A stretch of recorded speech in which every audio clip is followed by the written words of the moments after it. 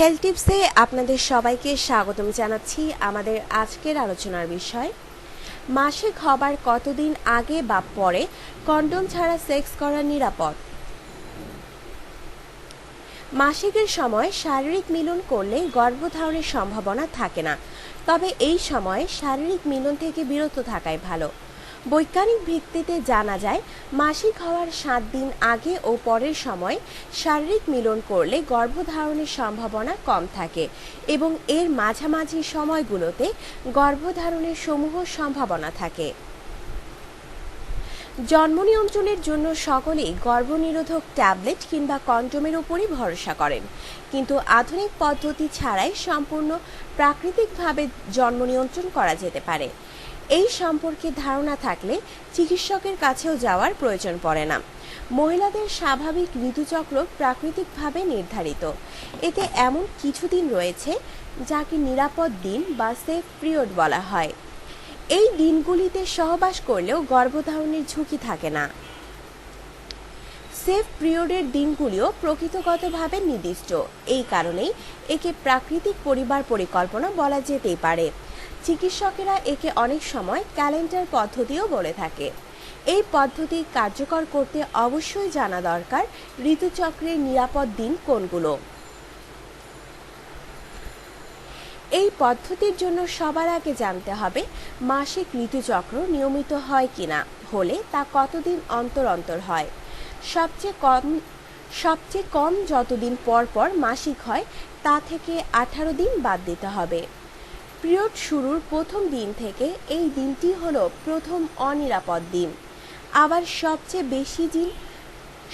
বেশি যতদিন পর পর পিরিয়ড হয় তা থেকে 10 দিন বাদ দিলে মাসিক শুরুর প্রথম দিন থেকে এই দিনটি হলো শেষ অনিরাপদ দিন। ধরুন আপনার পিরিয়ড 28 থেকে 20 দিন অন্তর হয়, তবে 28 - 18 = 10, অর্থাৎ পিরিয়ড শুরুর পর থেকে প্রায় 9 দিন আপনার জন্য নিরাপদ। এই দিনগুলিতে কোনো পদ্ধতি ব্যবহার না করেও সহবাস অনায়াসেই করা সম্ভব। 10 নম্বর দিন থেকে অনিরাপদ দিন শুরু, তাই এই দিন থেকে সহবাসে সংযত হতে হবে। 30 দিন হলো দীর্ঘতম মাসিক চক্র, তাই 30 - 10 = 20, অর্থাৎ 20 নম্বর দিনটি হলো শেষ অনিরাপদ দিন।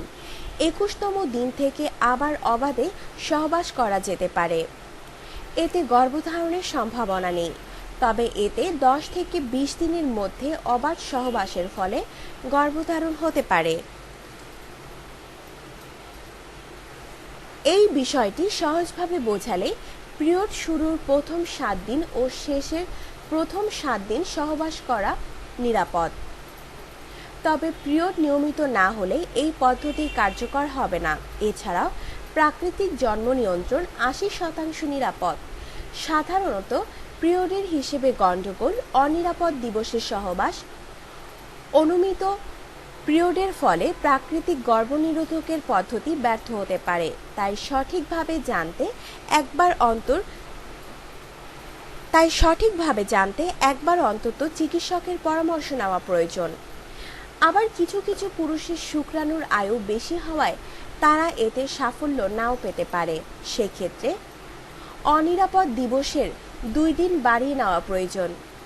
একে অনেকে প্রোগ্রামড সেক্স বলে। অনেকেই এই বিষয়ে সংশয় পোষণ করেন, কিন্তু একবার এই পদ্ধতিতে অভ্যস্ত হয়ে গেলে একে অনেক বেশি সহজ ও আরামদায়ক মনে হয়। সবচেয়ে গুরুত্বপূর্ণ বিষয় হলো এতে কোনো পার্শ্ব প্রতিক্রিয়া নেই।